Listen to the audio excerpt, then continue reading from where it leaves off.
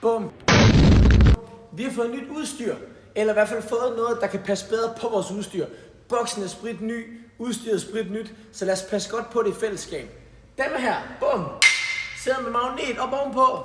Det er sgu en børste til kalk, fordi vi må gerne bruge kalk i boksen, selvom det ikke står fremme. Men hvis man har haft kalk på sin vægtstang, på sine fingre, der er en stang her med ret meget på, så kører man bare lige børsten ind over.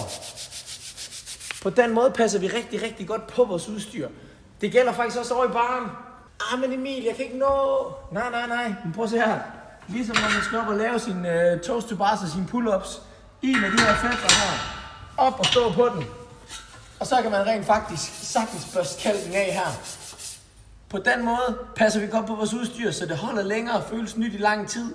De her fætre, de er til fri afbenyttelse hver gang man har tilsværtet tingene med kalk. Det er god stil over for mig, over for dig selv, over for alle dine box buddies.